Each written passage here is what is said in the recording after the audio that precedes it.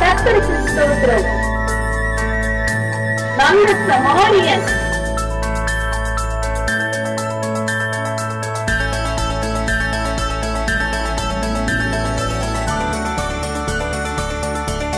செய்தியை வழங்குபவர் சகோதரர் கிறிஸ்டோபல் சுரேஷ். செய்தியை கேட்டு பயனடைங்கள். கர்த்தர் உங்களை ஆசீர்வதிப்பாராக. ஆமென். சுரேஷ் அவங்க இருக்காங்க. அவங்க ஆண்டவருடைய வார்த்தையை தொடர்ந்து பகிர்ந்து கொள்வாங்க. இந்த தேசத்திலே ஆண்டவர் அவங்கள வச்சிருக்காங்க. அநேக ஊழியங்களை இருக்கிறார். கர்த்தருக்காக அநேக காரியங்களை அவர் செய்து கொண்டு இருக்கிறாங்க. ஹல்லேலூயா. எல்லாரும் செய்யறத வெளிப்படையா சொல்லுவாங்க, ஆனா அவர் செய்யறத சொல்ல மாட்டார். ஆமென். ஹல்லேலூயா. அவர் எப்படின்னா பில்டிங் மேல இருக்கிற மாதிரி இல்லை. அவர் ஃபவுண்டேஷன் மாதிரி. என்ன சொல்ற, அஸ்திபாரம் எப்பவுமே வெளியே தெரியாது. ஆமென். ஹல்லேலூயா. ஃபவுண்டேஷன் எப்பவுமே வெளியில தெரியாது. அஸ்திபாரம் தெரியுமா? பில்டிங் அஸ்திபாரம். அவர் அந்த மாதிரி கர்த்தர். நான் ஒரு பெருமைக்காக சொல்லவில்லை, உண்மையாகவே நான் பர்சனலா அவரோடு கூட பழகி இருக்கிறேன். எனக்கு அவங்கள பத்தி அதிகமாகவே தெரியும். ஆமென். Praise the lord. கர்த்தர் அவர் இன்னும் வல்லமை எடுத்து பயன்படுத்தணும், இந்த உலகம் எங்கும் அவரை கொண்டு செல்லணும் என்பது என்னுடைய ஆசை. Hallelujah. Praise the lord. Hallelujah. கைத்தட்டி ஆண்டவர் நாமத்திற்கும் ஆண்டவருடைய தாசரையும் நாம் வரவேற்போம். கர்த்தருக்கு ஸ்தோத்திரம். ஆண்டவராகிய இயேசு கிறிஸ்து நாமம் மகிமைப்படுவதாக. இந்த நாளிலும் கர்த்தருடைய பிள்ளைகளோடு சேர்ந்து ஆராதிக்கத்தக்கதாக தேவன் செய்த கிருபைக்காக கர்த்தரை ஸ்தோத்தரிக்கிறேன். உங்கள் எல்லாருக்கும் ஆண்டவருடைய நாமத்திலே வாழ்த்துகிறேன். மாத்திரமல்ல, கர்த்தருடைய தாசன் தாமஸ் பாஸ்டருக்காக நான் கர்த்தரை ஸ்தோத்தரிக்கிறேன். ஸ்தோத்திரம். இங்கு அநேக எனக்காக ஜெபிக்கிற சகோதர குடும்பங்கள் உண்டு. மாத்திரமல்ல, கர்த்தருடைய தாசன் எனக்காக ஜெபிப்பதுண்டு. மாத்திரமல்ல, என்கரேஜ்மெண்ட்டுக்காக நான் கர்த்தரை ஸ்தோத்தரிக்கிறேன். கர்த்தருக்கு ஸ்தோத்திரம். இந்த வேளையிலே நாம் தியானிப்பதற்காக எடுத்துக்கொண்ட வேத பாகம் லூக்கா எழுதின சுவிசேஷம் 10ஆம் அதிகாரம் 30ஆம் வசனம். இயேசு பிரதியுத்தரமாக, ஒரு மனுஷன் எருசலேமிலிருந்து எரிகோவுக்கு போகையில் கள்ளர் கையில் அகப்பட்டான். அவன் வஸ்திரங்களை கொண்டு அவனை காயப்படுத்தி குற்றுயிராக விட்டு போனார்கள். ஸ்தோத்திரம். பலமுறை நாம் இந்த வேத வசனத்தை வாசித்திருக்கிறோம், தியானித்திருக்கிறோம், கேட்டிருக்கிறோம். ஹல்லேலூயா. இந்த நாளிலும் ஆவியானவர் நமக்கு என்ன செய்தியை இதிலிருந்து தருகிறார்?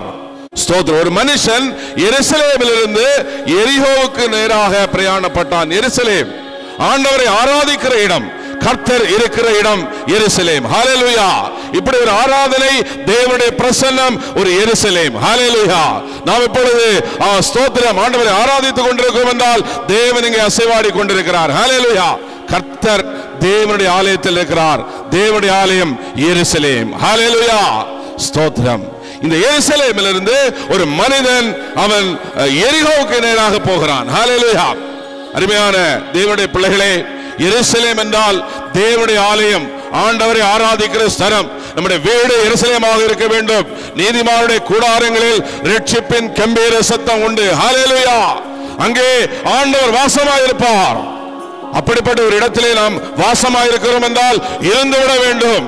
ஆனால் இந்த மனுஷன் அவன் எரிகோவுக்கு எதிராக புறப்பட்டு போகிறான் என்று நாம் பார்க்கிறோம். எரிகோ இக்கரைக்கு அக்கறை பச்சை என்று சொல்லுவார்கள். இங்கு பார்க்கும்போது ஸ்தோத்திரம் நன்றாக இருந்தாலும் அங்கே நல்ல பச்சை பசேலாக இருக்கிறது என்று சொல்லி உடனே புறப்படுகிறதை நாம் பார்க்கிறோம். இந்த மனுஷன் அப்படித்தான். அவன் எரிகோவுக்கு நேராக அவன் பிரயாணப்படுகிறதை நாம் பார்க்கிறோம். எரிகோ அது பாதுகாப்பில்லாத ஒரு இடம். அதன் வழியே பாதுகாப்பில்லை. இந்த வசனத்திலே நாம் பார்க்கிறோம், அவன் பாதையிலே கள்ளர் கையிலே அகப்பட்டான். ஹல்லேலூயா. எருசலேமிலே பாதுகாப்பாக ஆண்டவரை ஆராதித்துக் கொண்டிருந்த சகோதரன் கர்த்தரை விட்டு அவன் தூரமாக விலகின போது உடனடியாக பிரச்சனை ஏற்படுகிறது. ஹல்லேலூயா. அங்கே கள்ளர்கள் யார்? ஸ்தோத்திரம். பிசாசின் கூட்டம். அது அவனுக்கு நேராக வருகிறது. கள்ளன் வேற எதுக்கு வருவான்? அவன் திருடுவதற்கு வருவான், அவன் அழிப்பதற்கு வருவான், அவன் கொல்லுவதற்கு வருவான். யோவான் எழுதின சுவிசேஷம் 10ஆம் அதிகாரம் 10ஆம் வசனத்தை பார்க்கும்போது, திருடன் திருடவும் கொல்லவும் அழிக்கிறான் என்று மற்றொருவனை ஒன்றுக்கு வரான். ஆண்டவருடைய பாதுகாப்பை விட்டு எல்லையை விட்டு விட்டு வெளியே போய்விட்டால் அங்கே கள்ளர்களின் நடமாட்டம், பிசாசுடைய நடமாட்டம். பார்க்கும் போது பச்சையாக தெரியும், கவர்ச்சியாக தெரியும், அநேக சிற்றின்பங்கள் இருப்பது தெரியும், அநேக உலக பிரகாரமான காரியங்கள் மகிழ்ச்சியாக இருக்கிறார்களே என்று தெரியும்.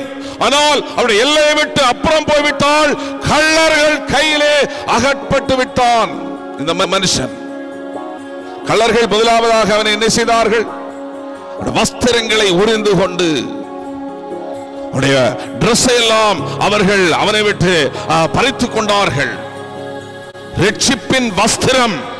ஆண்டவருடைய எல்லையை விட்டு நாம் அப்புறம் போனால் முதலாவது பிசாசு நம்மிடத்தில் தட்டி கொண்டு போவான். ஹல்லேலூயா. அருமையான சகோதரர்களே, ஆண்டவருடைய பிரசன்னத்திலே இருக்கிற கர்த்தருடைய பிள்ளைகளுக்கு தேவன் ரட்சிப்பு என்னும் வஸ்திரத்தை தரித்திருக்கிறார். ஹல்லேலூயா.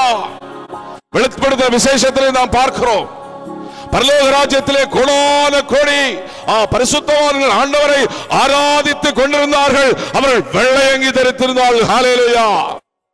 என்ன இந்த வெள்ளையங்கி? இது ஆட்டுக்குட்டியாருடைய இரத்தத்தில் தோய்த்து வெளுக்கப்பட்டது. ஹல்லேலூயா. இது ரட்சிப்பின் வெண்வஸ்திரம். இந்த ரட்சிப்பின் வெண்வஸ்திரம் நமக்கு இல்லை, கிடைக்கவில்லை என்றால், இந்த ரட்சிப்பு நாம் பெறவில்லை என்றால் பரலோக ராஜ்யத்துக்கு போக முடியாது. இது தேவனுடைய சமூகத்திலிருந்து விலகி நாம் செல்லும் போது பிசாசு முதலாவது நம்மிடத்திலிருந்து பறித்துக் கொள்வது வஸ்திரம். ஸ்தோத்திரம். இந்த மனிதனிடத்திலிருந்து வஸ்திரத்தை பறித்து விட்டான். இரண்டாவதாக நாம் பார்க்கும்போது ஸ்தோத்திரம், அவனை காயப்படுத்தினான் என்று நாம் பார்க்கிறோம். அருமையான சகோதரர்களே, சகோதரிகளே, தேவனுடைய சமூகத்திலே இருக்கும்போது, ஆண்டவருடைய சமூகத்திலே இருக்கும்போது மட்டும்தான் நமக்கு பாதுகாப்பு. ஹல்லேலூயா. அப்படி எல்லை வெளியே போமானால் அங்கே பலவிதமான ஸ்தோத்திரம் சிற்றின்பமாக இருக்கும், நல்ல கவர்ச்சியாக இருக்கும், மற்றவர்கள் அப்படியெல்லாம் இருக்கிறார்களே என்று தோன்றும், பலவிதமாக இருக்கும். ஆனால் அது பிசாசு இச்சைகளை, பலவிதமான போராட்டங்களை, பலவிதமான கவர்ச்சிகளை கொண்டு அவன் காயப்படுத்துகிறான் என்று நாம் பார்க்கிறோம். ஹல்லேலூயா. பிசாசு பலவிதமான பாவம் போட்டு காயப்படுத்தி விடுகிறான் என்று நாம் பார்க்கிறோம். ஸ்தோத்திரம். காயப்படுத்தினான்.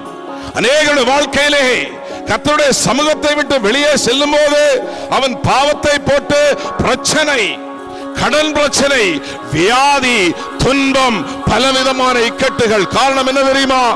ஆண்டவருடைய சமூகத்தை விட்டு எரிகோவை நோக்கி சென்ற நேரம். ஸ்தோத்திரம். ஹல்லேலூயா. ஆனால் அவன் ஹல்லேலூயா, அவன் ஜீவன் போகவில்லை. ஹல்லேலூயா.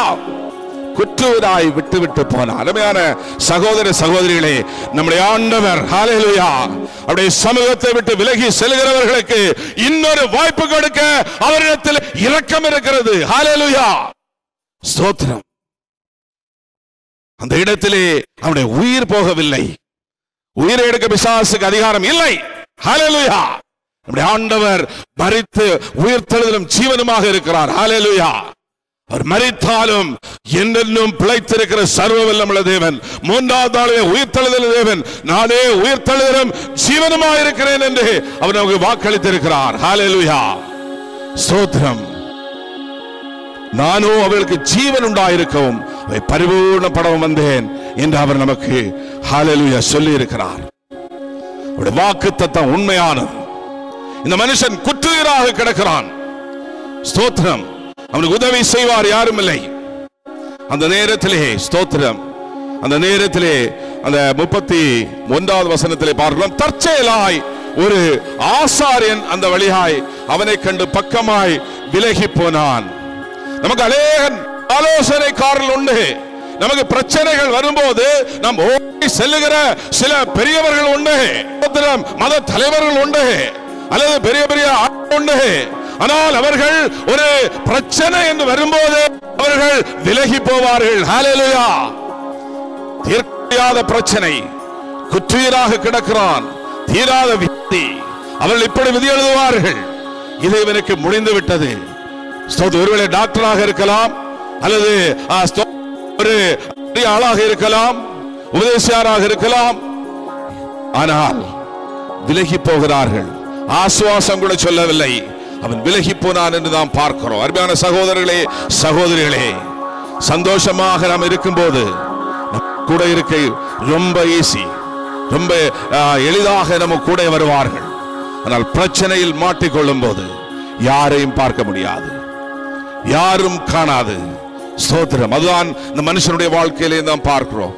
அதன் பின்பதாக 32ஆம் வசனத்திலே சொல்லப்பட்டிருக்கிறது, அந்தபடியாக ஒரு லேவியனும் அந்த இடத்துக்கு அவனை கண்டு பக்கமாய் விலகி போனான். சொந்தக்காரர்கள். ஸ்தோத்திரம். லேவியன் என்று சொன்னால் எருசலேமில் உள்ளவனுக்கு சொந்தக்காரன். அவனுடைய பக்கத்து வீட்டுக்காரனாக இருக்கலாம், அவனும் எருசலேமில் உள்ளவன் தான். அவன் அவனை கண்டு பக்கமாய் விலகி விட்டு போனான். சொந்தக்காரர்கள், நண்பர்கள், அல்லாவிட்டால் கூட பிறந்த சகோதரர்கள். யோசேப்புடைய வாழ்க்கையை பற்றி நமக்கு நன்றாக தெரியும். அவருடைய சொந்த சகோதரர்களே அந்த சகோதரனை பிடித்து குழியிலே போட்டார்கள். பிரச்சனை மேல் பிரச்சனை. யோபுடைய நண்பர்கள் அவனுடைய கஷ்டம் நெருக்கம் வந்தபோது மிகுந்த வேதனைப்படுகிறான், இன்னும் வேதனைப்படுகிற பேசுகிறார்கள். நீர் அது செய்தீர், இது செய்தீர், அதனால் தான் உனக்கு தண்டனை என்று சொல்லி பேசுகிறதை பார்க்கிறோம். அதுபோல இவனும் விலகி போனான்.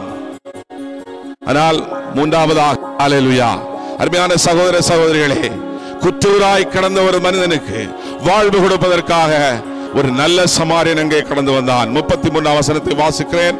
பின்பு சமாரியன் ஒருவன் பிரயாணமாய் வருகையில் அவனை கண்டு மனதுருகி. ஹல்லேலூயா. அருமையான சகோதர சகோதரிகளே, நமக்கு மனதுருகிற ஒரு ஆண்டவர் உண்டு. நம்முடைய மனதுருகிற ஒரு ஆண்டவராய் இயேசு கிறிஸ்து நமக்கு உண்டு. ஹல்லேலூயா. என்னுடைய பிரசன்னத்தை விட்டு இவன் வெளியே போனானே, இவன் பட்டு அறியட்டும் என்று அவர் விடுவதில்லை. அவர் நம்மை தேடி இந்த வேளையிலே வந்திருக்கிறார். ஹல்லேலூயா. நம்மளை விட்டு வைப்பதற்காக, நம்மளை காப்பாற்றுவதற்காக, திரும்பவும் எருசலேமுக்கு கொண்டு செல்லும்படியாக தேவன் நம்மத்திலே இந்த நாளிலே வந்திருக்கிறார். ஹல்லேலூயா. எப்பேற்பட்ட பிரச்சனையாகவும் இருக்கலாம்,